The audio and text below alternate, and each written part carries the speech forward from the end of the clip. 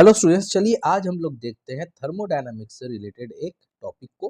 तो यहाँ हम लोग डिस्कस करने वाले हैं बॉन्ड डिसोसिएशन एनर्जी के बारे में। तो बॉन्ड डिसोसिएशन एनर्जी वो एनर्जी होती है जो हम लोग लगाते हैं या फिर सप्लाई करते हैं in order to break bond between two atoms. ठीक है, तो यहाँ पे क्वेश्चन दिया होगा कि if the bond dissociation energies of XY, X2 and Y2 are in the ratio of 1:1:0.5 and delta HF, that is heat of formation of XY, is minus 200 kilojoule per mole, then the bond dissociation energy of X2 will be। तो यहाँ से X2 की bond dissociation energy पूछ रही है, यानी कि X2 को तोड़ने के लिए हम लोगों को कितना एनर्जी देना पड़ेगा, सप्लाई करना पड़ेगा। याद रखिए, जब भी हम लोग एनर्जी सप्लाई करते हैं, हीट सप्लाई करते हैं, तो उसे प्लस में लिखते हैं, और अगर एनर्जी रिलीज होती है तो वो एनर्जी हम लोग माइनस में लिखते हैं।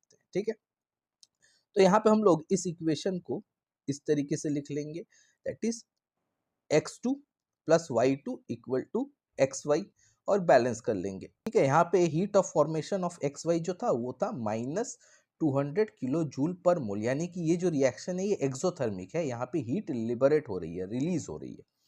तो let the bond dissociation energy of x2 को हम लोग x मान के चलते हैं। यहाँ पे फिर x, यहाँ पे फिर हम लोग delta H F equal to -200 given था, ये जो है इसको हम लोग इक्वेट कर सकते हैं वो सारे बॉन्ड डिसोसिएशन एनर्जी से जो कि हमारे इस रिलेशन में लगने वाले हैं। ठीक है, तो यहाँ पे हम लोग x को टूटने में, x2 जब टूटेगा तो उसमें जो एनर्जी लगेगी उसे हम लोग यहाँ पे इस तरीके से लिखेंगे, फिर y के टूटने पे जो एनर्जी लगेगी उसे यहाँ पे लिखेंगे, यहाँ पे जो xy के बनने में जो एनर्जी रिलीज होगी वो हम लोग यहाँ पे लिखेंगे।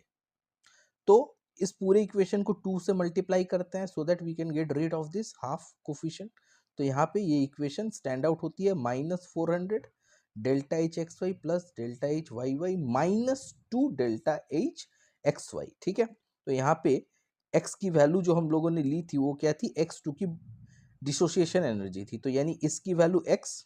ठीक है, और यहाँ पे as per the given ratio y2 की जो एनर्जी की रेशियो है वो 0.5 है, तो यहाँ पे ये 0.5x -2 इंटू ये इसकी वैल्यू x ले सकते हैं क्योंकि 1:1:0.5 का रेशियो है।